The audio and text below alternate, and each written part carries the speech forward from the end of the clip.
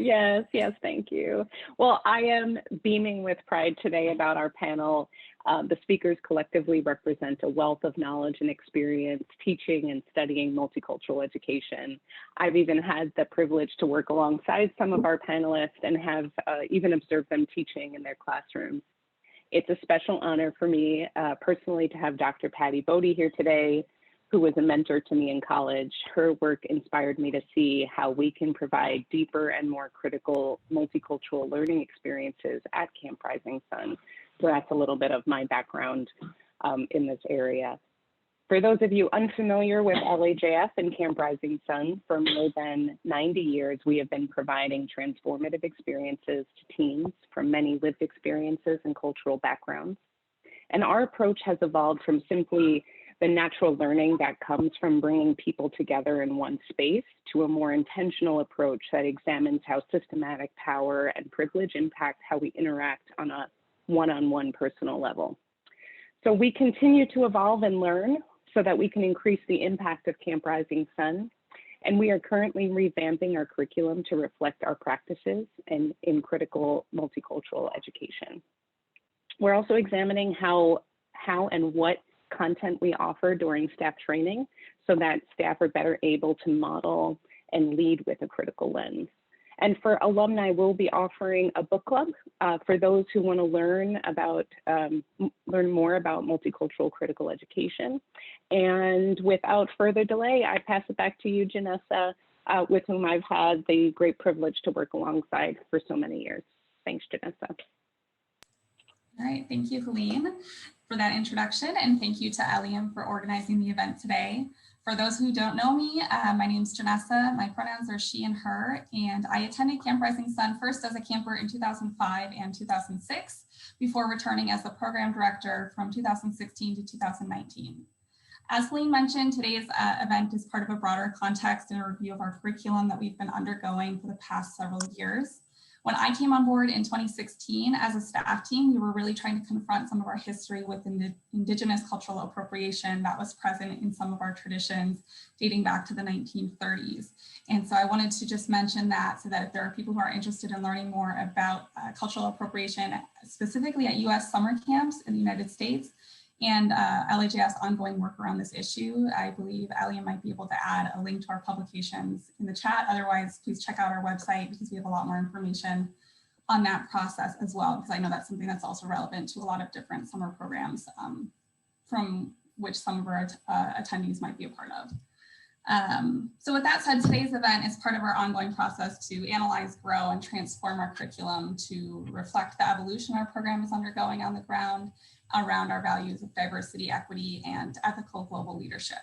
So we're honored to be joined today by 4 speakers whose experiences with educational equity and critical multicultural education span across the K-12 classroom, teacher preparation programs, educational leadership, community advocacy, and nonprofit youth programming. So I'll just briefly introduce our panelists, and then we'll dive deeper into their experiences. So today we're joined by CRS alum Gabby Arca. Gabby is a K-12 educator with a master's and licensure in special education. Gabby is also the co-founder of Teach Pluralism, an organization that offers pedagogical strategies and content to educators to further equity and pluralism. Thanks for joining us, Gabby. Dr. Patty Bode is the coordinator of art education at Southern Connecticut State University and co-author of Affirming Diversity, the Sociopolitical Context of Multicultural Education. And this is a textbook that is used widely across teacher education programs in the US and around the world. Thank you for joining us, Patty. Dr. Tonya E. is a visiting assistant professor at the University of Nevada, Las Vegas, and co-founder of Code Switch, Restorative Justice for Girls of Color, a university school community partnership that she helped co-found to disrupt and dismantle school to confinement policies and practices in Southern Nevada. So we'll hear a lot more about that organization in a little bit. And we also have a special guest with us today. Naika Belizaire currently serves as a Youth Justice Fellow with Code Switch alongside Tonya, and is a junior at the Advanced Technologies Academy High School in Las Vegas, Nevada. So thank you for being here, Naika. So thank you all so much for joining us today. The goal of the panel is to showcase the work of educators engaged firsthand in social justice and critical multicultural education work. So instead of having a traditional Q&A panel throughout, we're actually going to give some dedicated space to each participant to share about their work in more depth, and then we'll close with some other questions at the end. All right, so to get started, I'm going to pass it over to Dr. Patty Bode, and I know that your work has been really foundational in providing teachers in teacher prep programs with information about what critical multicultural education really is and how that looks like in practice. So we're really looking forward to hearing from you on that.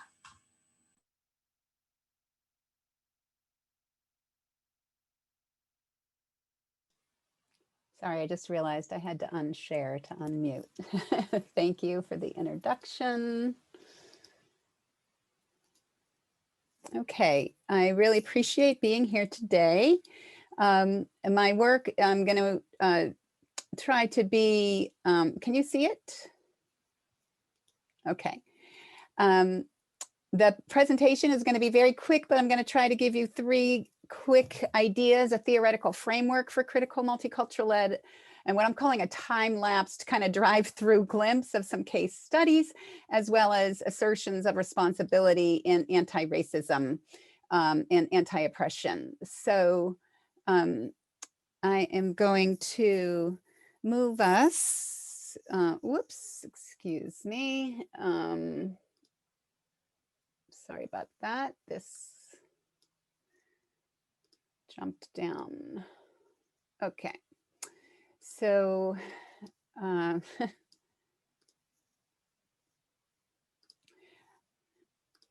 okay, so the anti-racist and anti-oppression foundation of what I'm sharing today is built on a long history of multicultural education research. And I'm asserting that racism is not everybody's fault, but it's everybody's responsibility. And I say this not from a white fragility perspective, but rather alternatively the opposite, to lean in and to bring audiences in directly to responsibility, to move beyond the question about where one stands, and to realize the long history of structures and systemic racism need to be taken up, especially by those who identify as white and are identified as white. This, of course, has been asserted strongly through a great deal of work in the past couple of years with our current racial reckoning. Ibram Kendi's work is very clear that it's not enough to say that I am not racist, but to be actively anti-racist. And he gives multiple frames from which this can happen historically, as well as in contemporary society. So what I'd like to bring to the forefront today is that multicultural education as a field of research and practice has always been critical from the perspective of critique of power.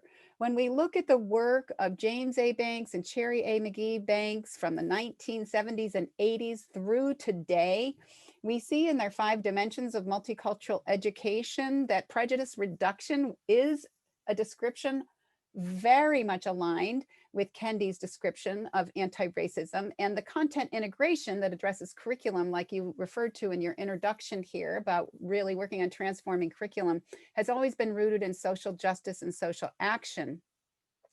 Likewise, the work of Sonia Nieto, who's my mentor, who I did my master's and my doctorate with, in her 7 characteristics of multicultural education that she's been advancing since the late 80s through today, the very first one is anti-racist education. Again, these align with the same tenets that Kendi has advanced around assertive, active stances that work to transform.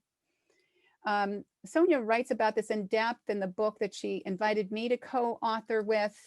And all of this, as many other multicultural educators, such as Gloria Ladson-Billings and Geneva Gay and Carl Grant and Kristen Slater and many others, is built on the foundational work of Paulo Freire, a Brazilian educator who brought us the notion of critical pedagogy and education as a means to become more fully human. And this idea of action and reflection creating the advancement of critical pedagogy. So there's the critical, the critique of power within our teaching. And I proudly call myself a second generation Freire. And as you can see here from the photos, Sonia's mentor was Paulo Freire, and I have kind of been a benefit of that legacy.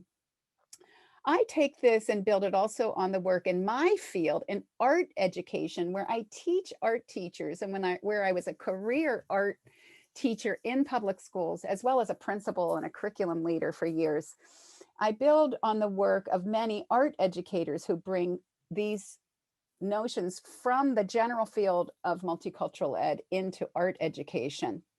And I advance that as art education as a civil right and human right. You can see more about that on my website, since today's presentation is so brief.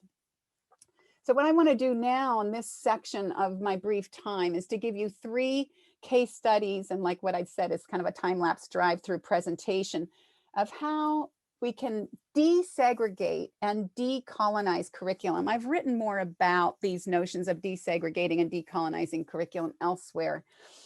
And the 3 case studies I'm going to show is one about transgender identities in middle school, one about a fiber arts curriculum in an art classroom, and one about teaching about Black lives and Black artists.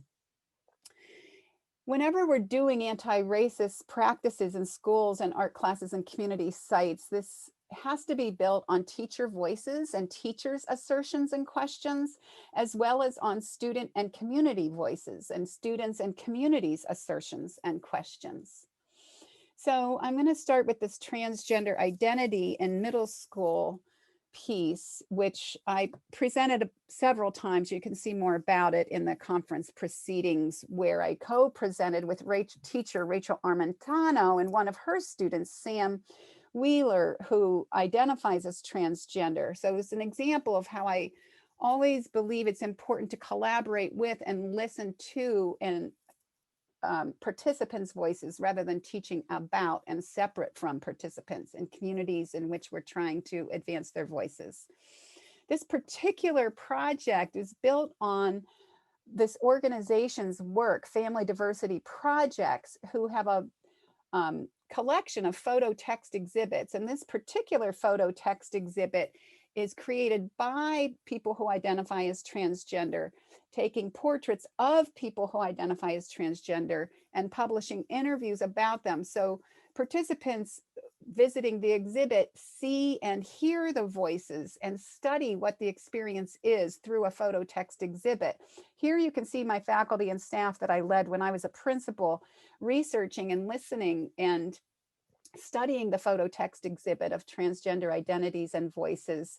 And this was built on teacher inquiry, teacher-driven inquiry of research from widely known educational researchers, as well as other places and sources such as the American Academy of Pediatrics and popular press sources such as National Geographic. And after the teachers studied and developed some curriculum, it was implemented in the middle school through 3 major sections of a unit, starting with meeting Jazz Jennings through all kinds of video and blogs and other kinds of social media sites, moving into a deep dive into children's literature, which I really support you thinking about and invite you to do with teens and adolescents and older adolescents, to enter controversial and sometimes what might be a difficult topic through the eyes of a very young child can really advance teens and adolescents' experiences. And then the middle school students did their own study in small groups and presented to one another one of the experiences that they learned about in the photo text exhibit, which was on view in the main lobby of the school for more than 2 months.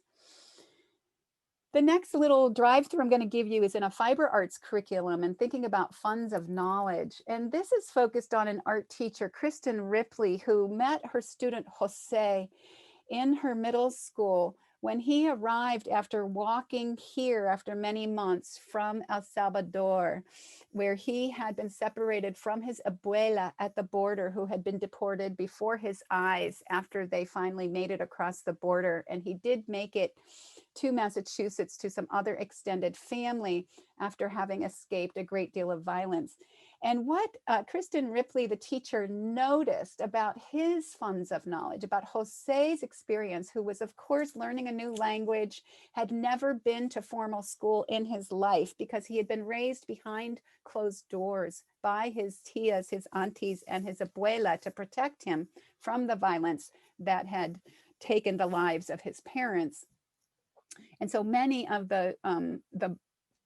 especially the boys who arrive here from El Salvador, have not been in formal schooling. And what Kristen noticed is he was an expert in cooking, but also in sewing and stitchery. So she built an entire middle school curriculum around sewing and stitchery, which Gonzalez, Moll, and Amante would refer to as funds of knowledge, and developing curriculum from households, communities, and into the classrooms. And Jose became the expert of the school and the leader of the curriculum.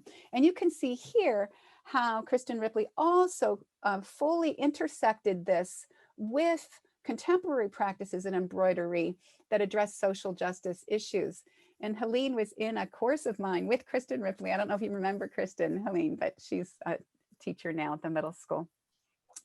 The third quick drive-through case study is about teaching about Black artists and Black lives, especially for people who don't identify as Black, African American, or African diaspora, and considering one's own racial literacy while addressing teaching about Black artists and Black lives. And I also draw upon many of the students who I interviewed in my own research and in the book with Sonia, and then move into an in-depth curriculum. So I've talked at length about this. This is a 1-hour keynote talk that's on Vimeo that I invite you to go see if that's useful for you or helpful. And what I do in this presentation is I talk about vulnerability in communities that are made vulnerable. The word vulnerable, vulnere from Latin, means to wound. They've been wounded by an outside force. They may not identify as vulnerable. And then self-determination from the human rights framework of self-determination, not like the social psychology of being self-determined, but a community's self-determination, the way we use it about indigeneity and indigenous peoples and groups to determine their own futures, and to think about developing curriculum by listening to artist voice and community voice rather than layering on one's outside view of what the artist is saying. And so I review multiple artists in that video. This one here is Titus Kaphar, who's a MacArthur winning and Art 21 artist and really well known for his work. So today, I've tried to give you a very, very brief theoretical framework of critical multicultural education through these 3 very quick time-lapsed glimpses of case studies of lived curriculum. And my assertion is that we have responsibility in anti-racism, anti-oppression. So thinking about the transgender identities, this is a teacher knowledge and with student questions. In the fiber arts curriculum and funds of knowledge, we saw family knowledge with a teacher's question. And in the teaching about Black lives, it's artist and community knowledge and students' questions that are advanced. So I'd like to invite you to think about this idea that racism is not everybody's fault, but it's everybody's responsibility as an entry point to gather multiple stakeholders from various communities, and that not everything is racism, you might hear people say, but I say back, but race is always present. And we need to talk about the structural, systemic component and take action against it. And that multicultural education has always been critical. So I invite you to engage in critical pedagogy. Thank you. Thank you so much, Dr. Bode. Patty has given us a really great foundation for understanding critical multicultural education in a very short time frame. So thank you for making that so clear to us, and with those great examples as well. And I think what's really clear is that there are a lot of different ways you can implement critical multicultural education. And I think that really depends, as you're seeing based on the context, what type of educational setting you're in, and what are your own funds of knowledge as a teacher, as an educator, what experiences are you bringing to the environment. And so what we really want to do is kind of shift over to a different perspective, because we do have Gabby Arca here with us, who's worked in the classroom as an educator and who specializes in special education, as well as working with Teach Pluralism. And so we'd love to hear from Gabby next to talk about how you approach critical multicultural education. What does this mean for your teaching philosophy? How do you implement that in your work? And what impact have you seen that have on your students?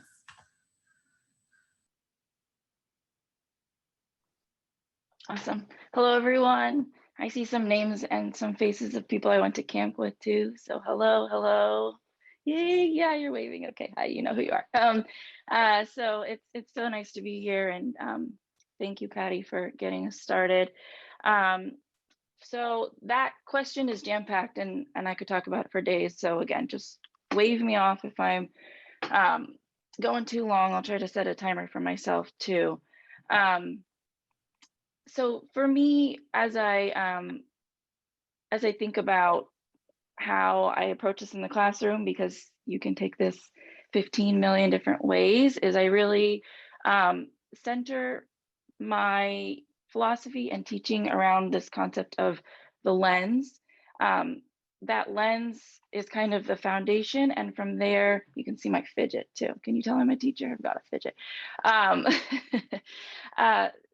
That lens is the foundation to where I want to get my students to, and then what they can then take independently with them when they leave my classroom and they're out in the world. Can't keep them forever.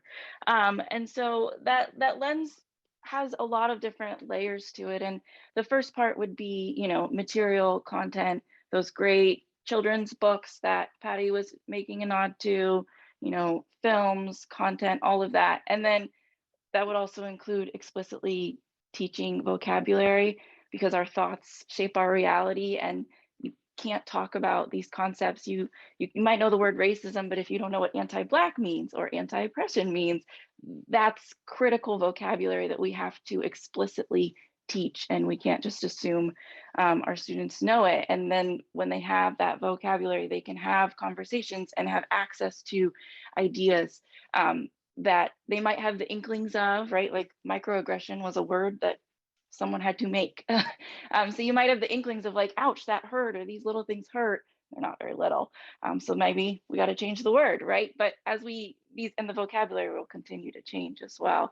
But without that vocabulary, we can't even begin to engage in these conversations, which means we can't even begin to have some of these thoughts. So content, vocabulary, those are all parts of building this lens, and then actually seeing it modeled in the community that you create. So in camp, I'm imagining counselors or whoever's the leader of the day. I don't know what you call that anymore, but imagining that you've made some shifts. I'm not going to assume it's what it was when I was there. Is it? Okay, Janessa's nodding. And then, and that modeling would come from colleagues, educators, teachers, right? That forever learning, that you're digging into your own reading, that you're reading, that you're digging into current events and all of that as well as the community that you build. With my students, one of my favorite grades to teach is 5th grade, and we do a whole investigation before we even come up with what the rules are for our classroom, and we do simulations on different government styles and reflect on what we like from each one, and then choose the bits and pieces that we liked from each one of those simulations. I can tell you the totalitarianism simulation is really creepy, but some of the kids liked the structure, they liked the quiet, or they liked, so we take the parts we liked and then we make our classroom rules. And modeling that that's how a community is made also provides this lens of where we're going, how we're going to have these conversations, what it looks like to be a community, the power dynamics that we're going to discuss incessantly every day. Who has the power? What voices are heard? What voices aren't? So that actually seeing and modeling is also part of that lens. Another big part of the lens is the social emotional learning.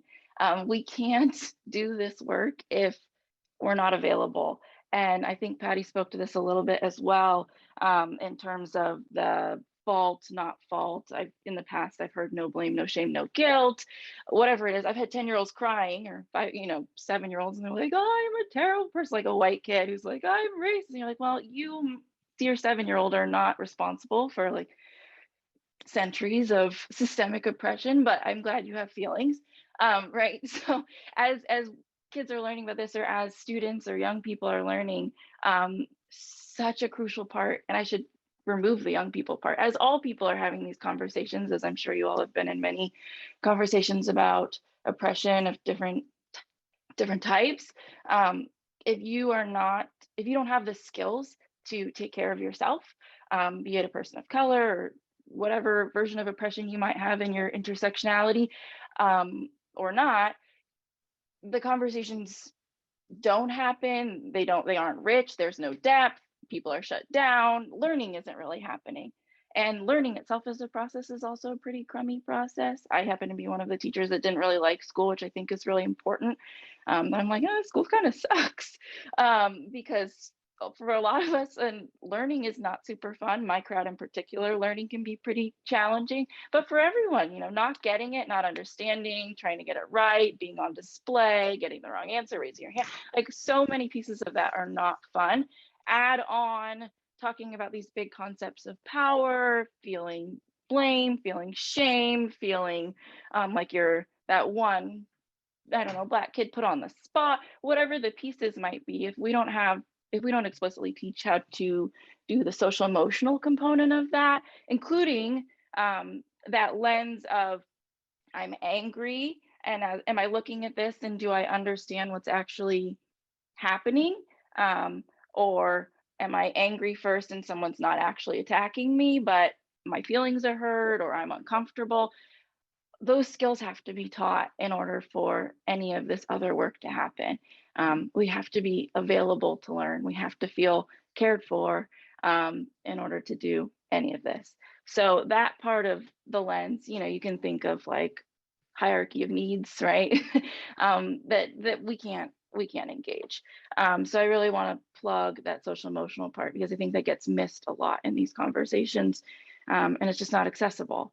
And then, well, speaking of other hierarchies, another part of that lens is that with all of these pieces, if we've got great content, if we've got modeling, if we've got a community that models that, if we've got the explicit vocabulary, so we can even engage in these thoughts and conversations, if we have the social emotional part, then we can also start to then do the analysis and the evaluation, and that would be part of a hierarchy too, right? That's the highest level of learning and thinking, and that part is really dynamic and really rigorous. And I think that's the part that people also miss about some of this work, because especially teachers, it's we don't have the time, or it's not in the textbook, or it's not in my curriculum. But doing this work, as you can see, as we put all these pieces together of how do we think about providing our youth or whoever we're working with this lens, is the most dynamic and rigorous thing. It's really challenging work, and setting whoever you're working with up to do that is then, as the vocab changes, as the science changes, as we learn more, then they can take that on independently and get with the times as we keep finding new ways to describe something like microaggressions or self-determination, or whatever those words might need to be, pronouns, whatever it is.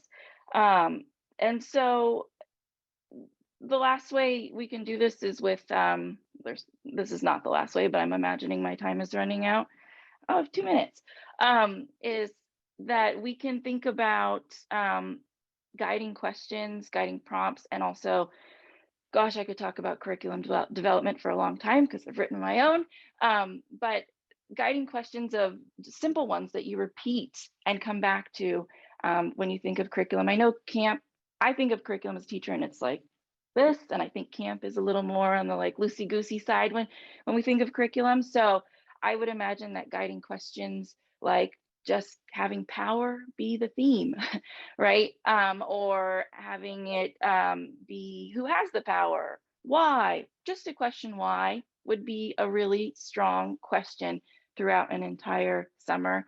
I had a kid who I asked the question why to all year. I thought he couldn't stand me. By the end of the year, his letter to me was like a list of Ms. Arca's questions, and it was like, why 15 times.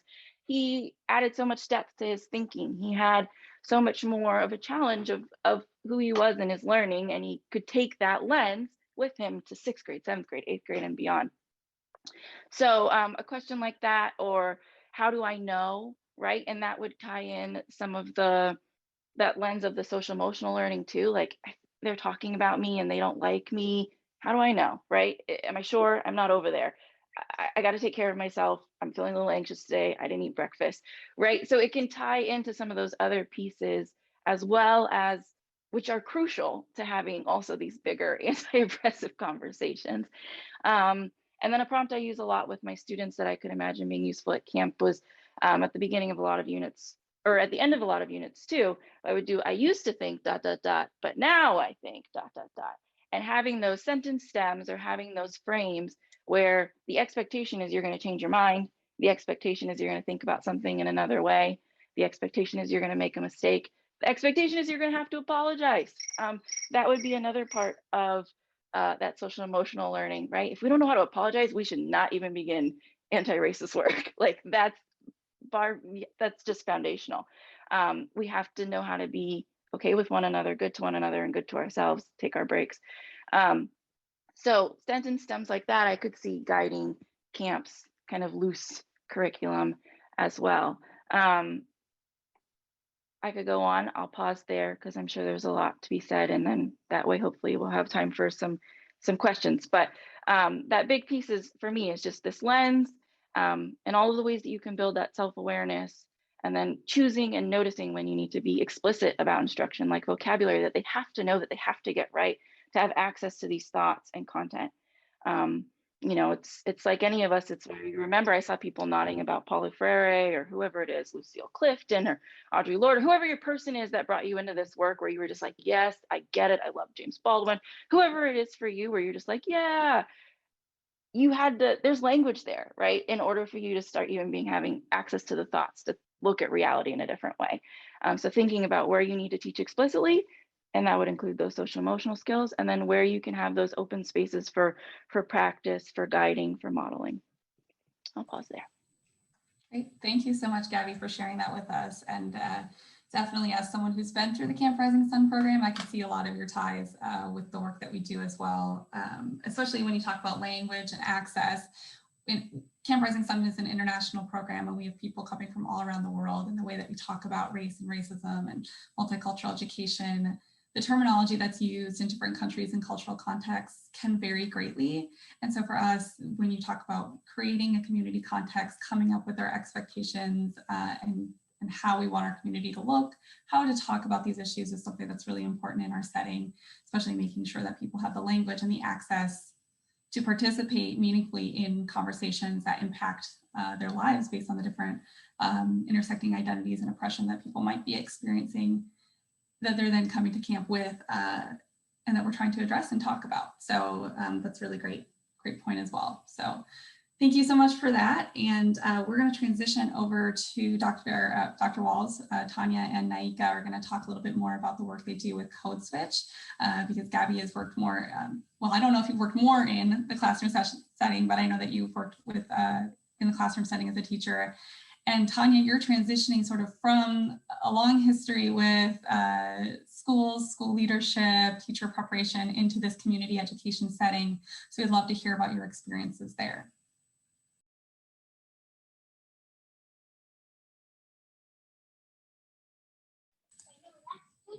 I think you're still on mute.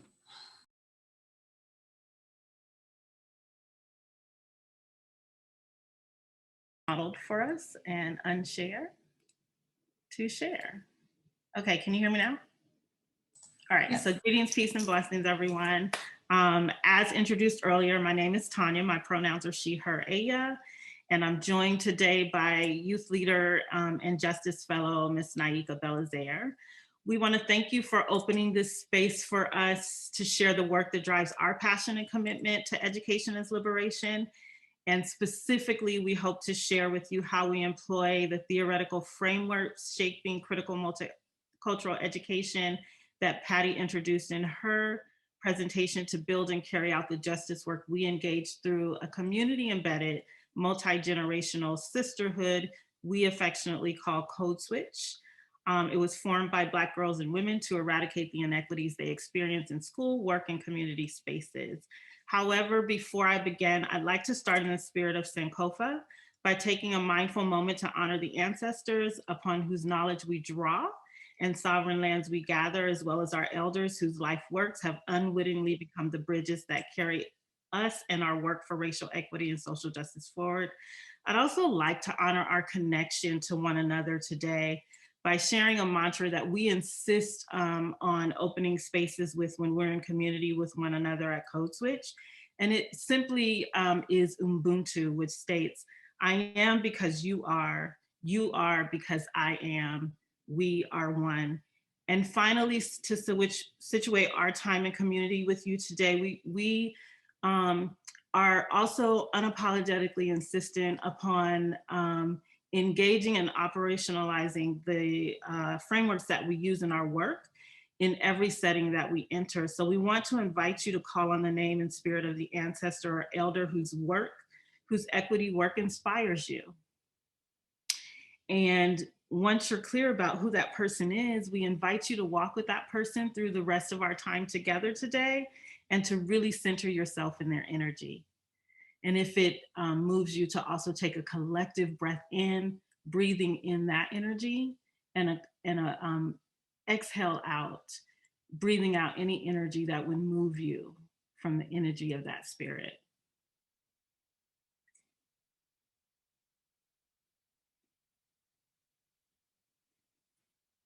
And if you'd like to drop that name in the chat so you can bring them into the space for everyone, feel free to do that as well. I am centering the energy of Mama Fannie Lou Hammers, who says, never forget where we came from and always praise the bridges that carried us over.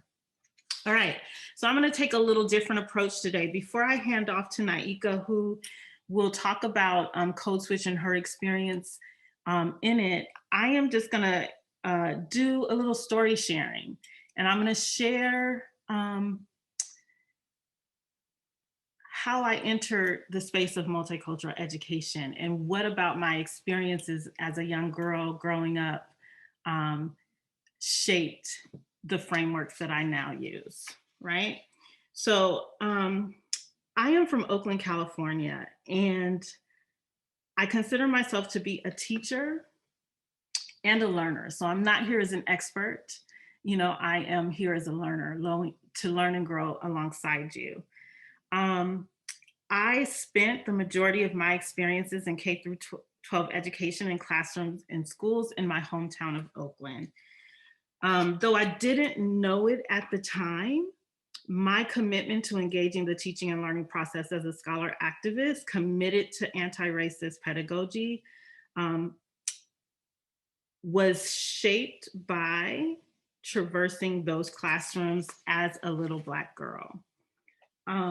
Also, I didn't know it at the time, but today I'm very clear that I had a very unique introduction to education and learning. My first 5 teachers in elementary school were Black women who proudly took their place in the village responsible for raising me. I witnessed firsthand through their approach to teaching the culturally relevant pedagogies and warm demander disposition that Latson Billings writes about in her seminal work, The Dream Keepers, which focuses on effective educators of African-American students.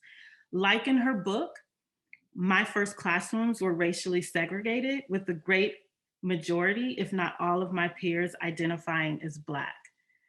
This aligned with the experience I had in my family and community. This is my village, my aunts, my uncles, my cousins. I'm the oldest grandchild on both sides of my family, which means I'm the big cousin to all of my cousins. And I consider those teachers part of that village.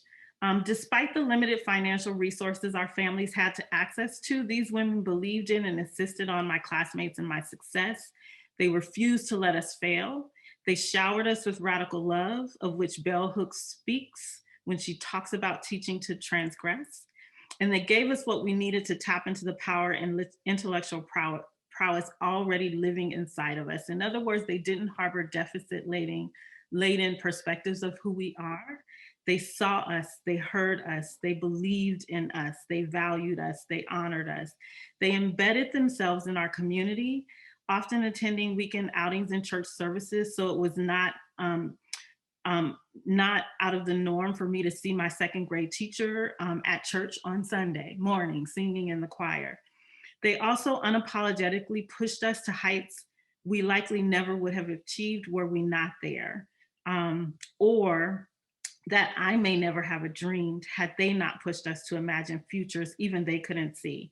They brought our personal and cultural lives into the classroom and curriculum in the same way that Jane Banks speaks of when he talks about equity pedagogy, and in turn developed caring relationships with us by bringing their own selves and culture into the classroom as well. But most important of all, they believed in our ability and they honored the assets we brought into the classroom space. They constantly reminded us of our responsibility to embody the humility, strength, resilience, fortitude, and excellence that powered our ancestors and elders. And because of that, and because of what I know now in my own experience as a teacher, I call Black women's unique approach to teaching, learning, and leadership critically responsive and relevant, transformative, multicultural leadership. And I understand now what I didn't know then is that they were using many of the same frameworks that were introduced by Patty. So I'm not going to go over it, but I consider their unique brand of leadership this sort of mosaic of critical pedagogy. These women and their unique approach to teaching became the mirrors and windows through which I learned what it meant to embody Black joy, Black excellence, and Black girl magic in school spaces. They layered the foundation that would eventually become my own commitment to centering my work as an educator around critical, inquiry-driven, action-oriented praxis. And I'm very clear now that when I began my teaching career in my home community, I did so because of these women and the impressions and impact they had on me. I also entered determined to be the same mirror and window for my students that my teachers were for me. And it's important to point out that I started my career in the same elementary school that I attended. And as the universe would have it, my first master teacher and mentor was my 5th grade teacher. And so just that community, that embedded community connection is the through line through which I experience teaching and learning. Unfortunately though, by the time I entered the classroom, the schools I traversed in those same, though the schools I traversed were in those same communities, they were not the same. What I once experienced as strong communities invoking a village approach to nurturing child had been decimated, meaning I entered education during a time when racialized culture gaps between teachers and students had widened, opportunity gaps gave way to education debts, and multi-education was being watered down. I also witnessed Black, brown, and tan students experience school-induced violence and made note of the increasing relationship being developed between schools, policing, and the criminal justice system. Still, I was insistent on creating spaces where all students, but especially those that look like me and who experience life through the racialized and gender prism that I experienced life through, could thrive. I spent more than 15 years teaching in Oakland before transitioning to my work in Nevada. During that time, I formed collaborative relationships with those dedicated to continuing growth. I found people who were committed to social justice and worked with them to learn and grow together. I joined professional growth organizations like the Bay Area Writing Project and the National Alliance of Black Educators. I read. So everything that Patty talked about, those became my teachers. I read James Banks, Sonia Nieto, Geneva Gay, Latson Billings, Smitherman, Delpit, Grant, Asa Hilliard. And I even now teach using Nieto and Bode's book. So I'm very honored to be here today with Patty. My classrooms and schools became locations of participatory action research, and I engaged the critical pedagogy of which Paulo Freire speaks with my students, working alongside them, with them, not to or for them. When I transitioned to Nevada, I moved into coaching and eventually school leadership. And that's when I first interfaced with this idea of my social justice orientation not being part of my work in schools. The policies and practices that I was experiencing and what I know is working through white space with microaggressions and implicit bias, which is really just code word for racism, became really, really present in my life. And so I made the decision to leave school. I call that a push out experience. I could tell that story. It's a whole big one. But what I did was I channeled all of that energy into community embedded work. And that is how Code Switch was formed. And so I want to give over to Naika, who can speak more about what Code Switch is, how she experiences it, and what it means to her, because the work really is centered in our student leaders. Okay, well, hello everyone. My name is Naika Belizaire. I know that we only had 12 minutes to speak, so please stop me if we had run out of time. But I've been a youth fellow in Code Switch for about a year now, and my experience in Code Switch has been very impactful and very amazing to be a part of, as Code Switch has taught me what it's like to be surrounded by amazing Black women that are here and for other Black women to stop us or to prevent us from falling into a community that is filled with implicit bias, or as Dr. Wall said, code word for racism, or not finding ourselves in that community and being lost and not knowing our Blackness or being fulfilled in that.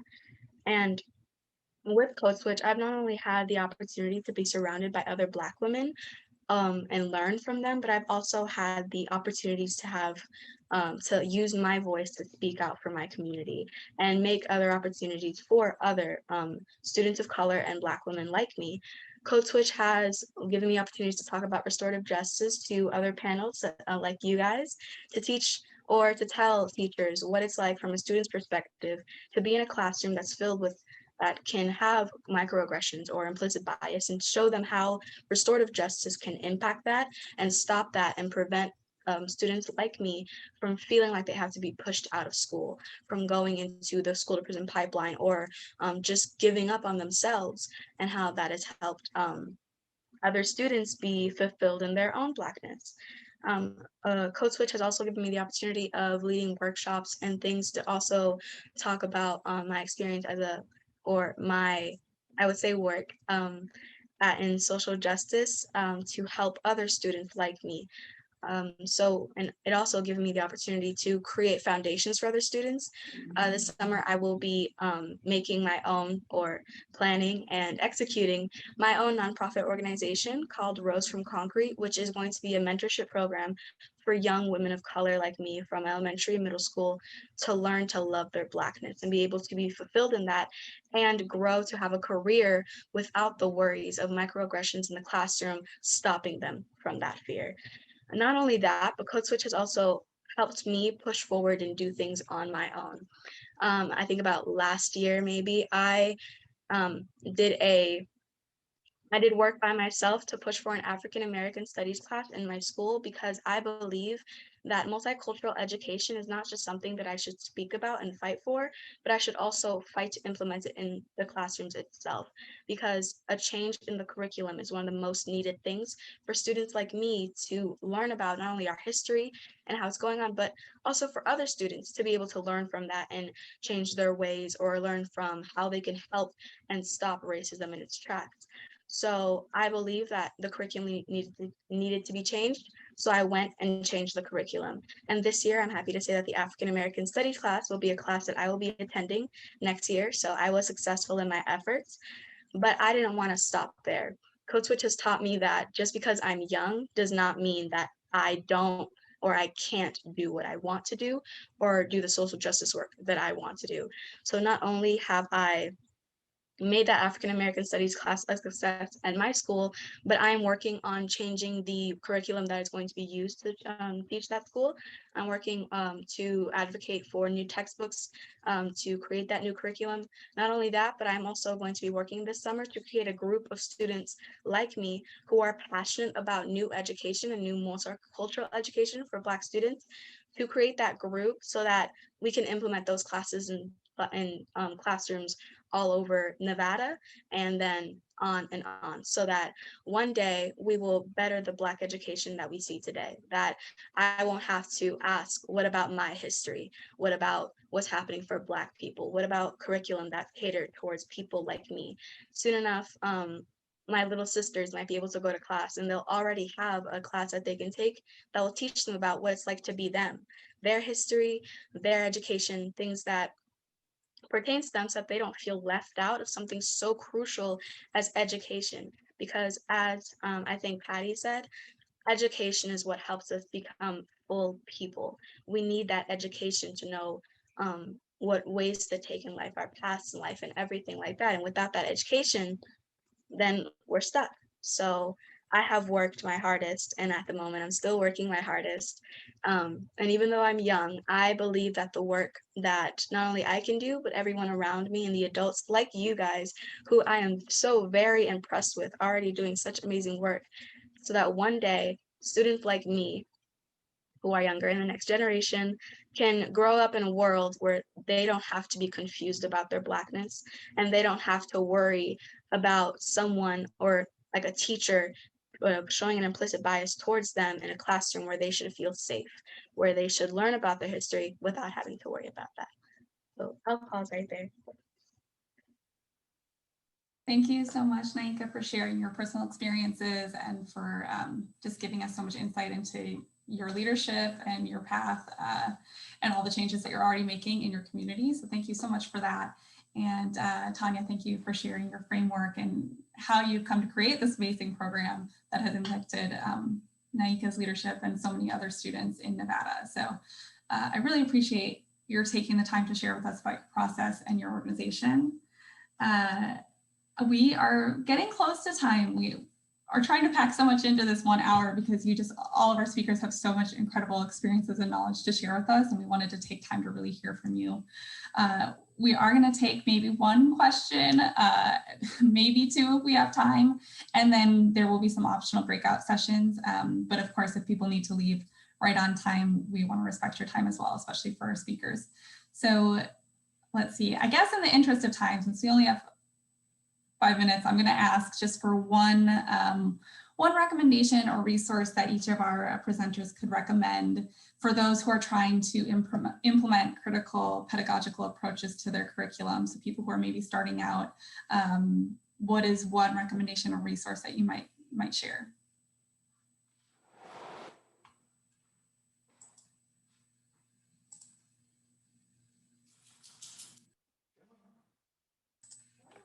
I was hoping Patty would take that one.